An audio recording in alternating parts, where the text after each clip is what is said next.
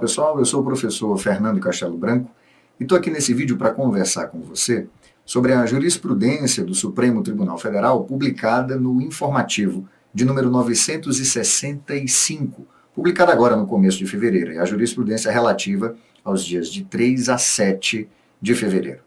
E nesse vídeo eu quero conversar especificamente sobre as decisões tomadas no âmbito da segunda turma do Supremo Tribunal Federal. Em outros vídeos, numa outra ocasião, nós já fizemos os comentários sobre aquilo que foi decidido com repercussão geral, portanto, no plenário da Corte, e também sobre as decisões importantes na primeira turma. Vale a pena você dar uma olhada também nesses vídeos para se manter atualizado sobre a jurisprudência do Supremo Tribunal Federal, tá certo? Vamos de volta ao sumário desse informativo para que eu possa destacar com você o que de importante aconteceu na segunda turma do Supremo Tribunal Federal. Então, atenção aí, de olho no quadro, olha lá, está aqui o sumário desse informativo. Me interessa a segunda turma. E na segunda turma nós temos decisão sobre a execução provisória da pena, a prisão domiciliar, filho menor, certo? Temos também uma decisão sobre o direito de defesa e a colaboração premiada, popularmente chamada de delação premiada, né? E a que eu considero mais importante, e também aquela com maior possibilidade de ser cobrada em concursos públicos, que é essa legitimidade dos procuradores para interpor recurso em ação direta de inconstitucionalidade. Vamos então conversar sobre essas três decisões? Bom, a primeira está aqui no quadro. Aqui. A segunda turma, em conclusão e por empate, deu provimento a um agravo regimental em habeas corpus e concedeu parcialmente o habeas corpus para determinar ao juízo de origem algumas coisas. Fernando, se deu empate, por que eu considero que a decisão ela concedeu parcialmente o habeas corpus? Veja, porque havendo empate, se decide sempre a favor do réu, se decide sempre a favor da liberdade. Então, se houve empate no julgamento de um habeas corpus, metade dizendo que não, metade dizendo que sim, você então vai para aquela metade que daria provimento ao habeas corpus, que atenderia à solicitação feita no habeas corpus. É o caso em tela. Bom, e o que se determinou ao juízo de origem nesse caso? Primeiro, que se proceda a uma nova dosimetria da pena, para aplicar, olha, uma diminuição prevista no artigo 33 do parágrafo 4º da Lei 11.343, que é, bom, a lei que trata sobre tráfico de drogas, tá certo? Há um patamar a ser fixado motivadamente. Também determinou a análise da possibilidade de abrandar o regime inicial de cumprimento de pena e substituição da reprimenda por medidas, ao invés de restritivas da liberdade ou da privação de liberdade, substituir isso por medidas restritivas de direitos. Ademais, concedeu a ordem de ofício para revogar a prisão para execução provisória da pena decretada em desfavor da paciente e autorizar o juízo de origem a analisar a eventual necessidade de aplicação de medidas cautelares diversas. Bom, o que aconteceu? Acontece que uma mulher, mãe de uma criança de 9 anos de idade, ela foi condenada originalmente, olha aqui, ó, para cumprir a pena em regime fechado, pelo crime previsto no artigo 33 e 35 da lei, que é o tráfico de drogas e a associação ao tráfico. O problema todo está nessa associação ao tráfico, porque a análise do caso concreto diz o seguinte: bom, o traficante da história era o marido desta mulher, e que, portanto, eu não posso considerar uma associação ao tráfico, uma vez que essa mulher dependia do marido. Havia uma relação de dependência entre ambos. Não há uma associação voluntária para o tráfico, entende? Ela é levada ao tráfico em razão da dependência que tem do marido.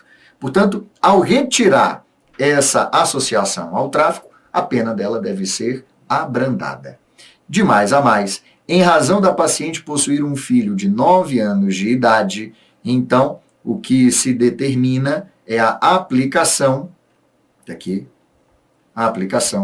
daquilo que o Supremo Tribunal Federal já havia decidido no habeas corpus 143.641.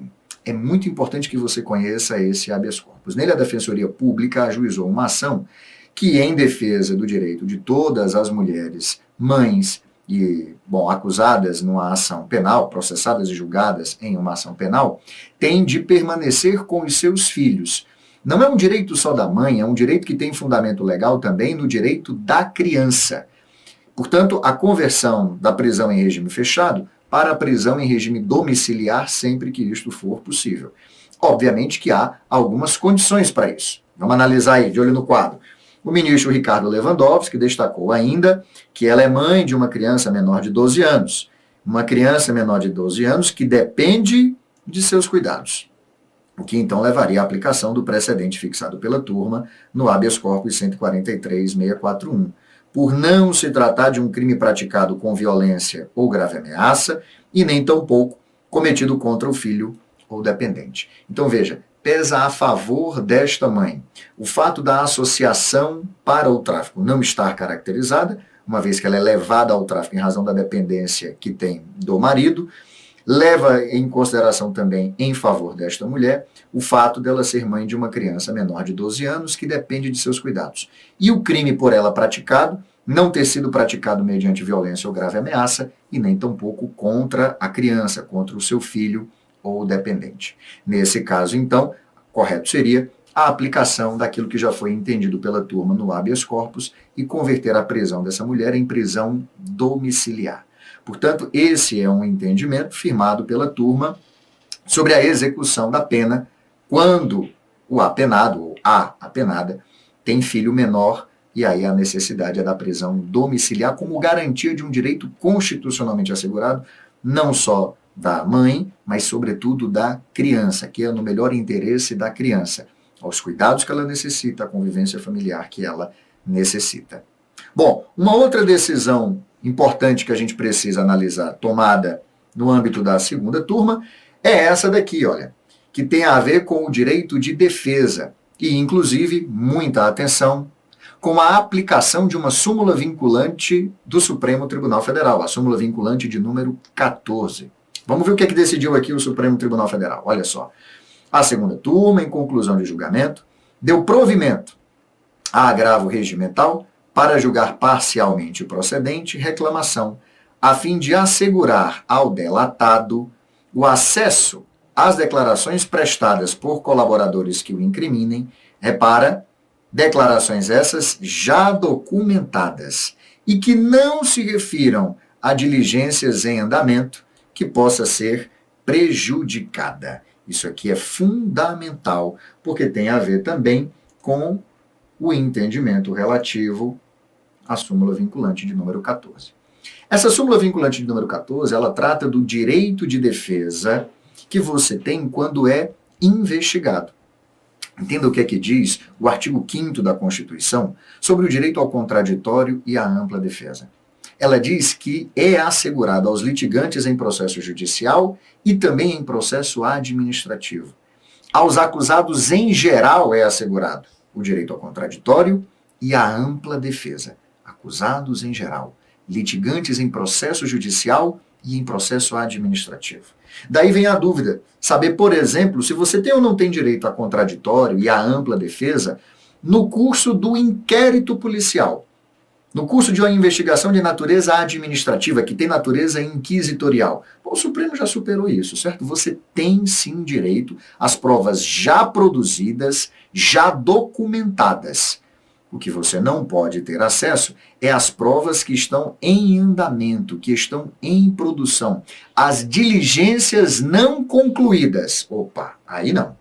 Veja, durante a fase do processo, as partes já dizem quais são os meios de prova através dos quais pretende demonstrar aquilo que alegam. Já logo no começo, indica o rol de testemunhas, as perícias que precisa realizar, os documentos que quer requisitar, os meios de prova. Para todo mundo já saber quais são as regras do jogo antes do jogo começar, tá certo?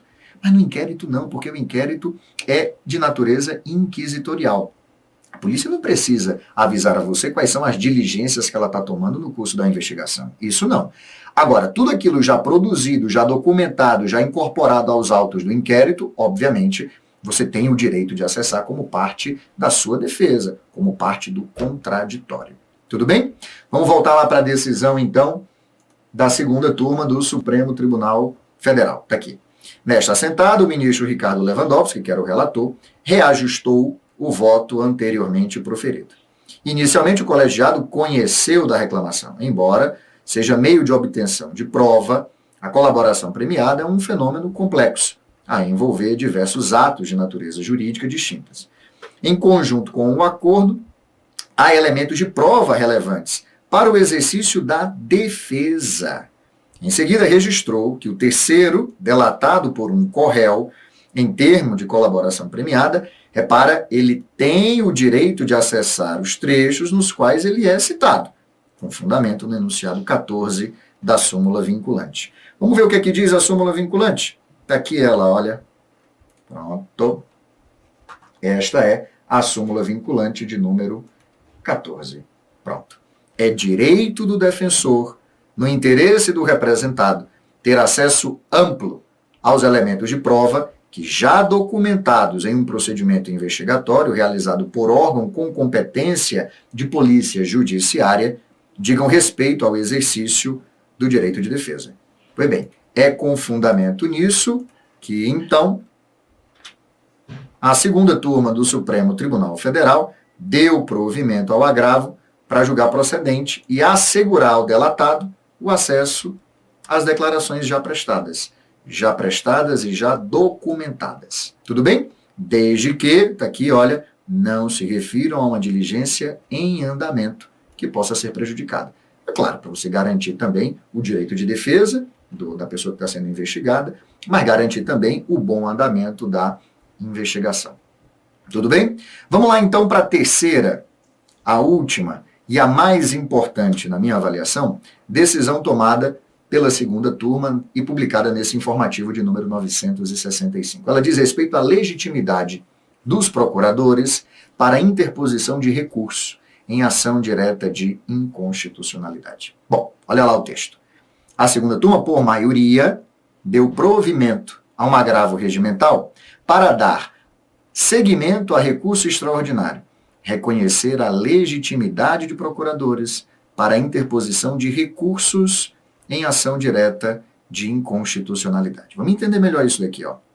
O colegiado entendeu que, por ser uma decisão política, só os legitimados do artigo 103, ou por simetria aqueles, da Constituição Estadual, só os legitimados podem propor as ações diretas de inconstitucionalidade. Isso é uma coisa.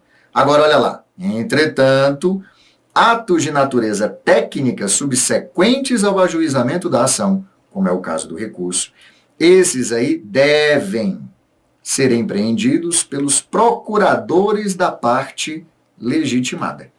Bom, há uma citação de precedente do Supremo Tribunal Federal no sentido de que os recursos em ação direta de inconstitucionalidade podem até vir a ser assinados pelo legitimado. Podem, mas olha, em conjunto com o procurador. Está aqui. É essencial a presença de advogado. Bom, por que eu estou destacando com você que essa decisão é tão importante? Porque, vamos lá, no artigo 103 da Constituição, você tem o rol de legitimados para ajuizar a ação direta de inconstitucionalidade, ação declaratória de constitucionalidade e também a arguição de descumprimento de preceito fundamental. Bom, com exceção dos partidos políticos representados lá no Congresso Nacional, com exceção também das entidades de classe de âmbito nacional, dos sindicatos e entidades de classe de âmbito nacional, todo mundo ali tem capacidade postulatória, porque como decidiu a segunda turma, reafirmou a segunda turma, ajuizar a ação é uma ação de natureza política. Em resumo, estou dizendo para você o seguinte, o presidente da República, certo? A mesa diretora da Câmara, a mesa diretora do Senado, bom, o procurador-geral da República, todos os demais legitimados não precisam de advogado para ajuizar a ação. Podem assinar a petição da ação direta de inconstitucionalidade sozinhos. Eles possuem capacidade postulatória para propor a ação, porque a propositura da ação tem natureza política. Isso é uma coisa. Outra coisa, e essa é a importância da decisão da segunda turma, é recorrer da decisão do Supremo Tribunal Federal. Esse recurso não tem natureza política, esse recurso aí tem natureza técnica. E, como tal, precisa invariavelmente de advogado. Então, vamos imaginar a seguinte situação. Governador de Estado é um dos legitimados a propor ação direta de inconstitucionalidade. Pode propor ADIM sem advogado? Ele assina a peça? Pode, porque a propositura da ação tem natureza política. Só que ele perdeu. Uma decisão do Supremo Tribunal Federal foi contrária ao que ele estava pedindo. Ele quer recorrer. Ele pode assinar sozinho o recurso? De jeito nenhum. Ele até pode assinar o recurso junto com um advogado, junto com o seu procurador. A partir dali, depois da petição inicial, todos os atos processuais, em razão da natureza técnica, precisam de um advogado. É isso que está decidindo a segunda turma do Supremo Tribunal Federal. Vamos voltar lá para a decisão? Está aqui para você de novo, olha. Muito bem, está aqui. Então, ressaltou que os atos de natureza técnica subsequentes ao ajuizamento da ação devem necessariamente ser empreendidos pelos procuradores da parte legitimada. Veja, o legitimado até pode subscrever a peça junto com o seu procurador, mas depois da petição inicial, que tem natureza política, tudo o mais tem natureza técnica e, como tal, precisa de advogado. Muita atenção para essa decisão aí tomada na segunda turma do Supremo Tribunal Federal, porque controle de constitucionalidade é um tema que está sempre presente nas provas de concurso, tá certo? E os legitimados lá do artigo 103 se dividem em dois grupos, né? Os legitimados temáticos, os legitimados universais. Isso sempre é cobrado. E é cobrado também que você saiba que, via de regra, os legitimados do artigo 103 não precisam de advogado. Muito bem, você agora está sabendo que eles não precisam de advogado para propor a ação. Por quê? Porque a propositura da ação tem natureza política. Mas todos eles, sem nenhuma exceção, precisam de advogado para todos os atos subsequentes à propositura da ação. Porque aí eles têm natureza técnica, vão precisar dos seus procuradores. Até podem assinar junto com o procurador. Mas tudo dali para frente, depois da petição inicial, tudo precisa de advogado. Tudo bem, então? Bom, para se manter atualizado com essa jurisprudência, é fundamental que você acompanhe os informativos do Supremo Tribunal Federal, tá certo? Em outros vídeos nós temos, sobre esse informativo 965, as decisões com repercussão geral e as decisões sobre a primeira turma lá do Supremo. Vale a pena você conferir para se manter aí atualizado sobre o que decide o Supremo Tribunal Federal, tá certo? Até a próxima, gente. Grande abraço.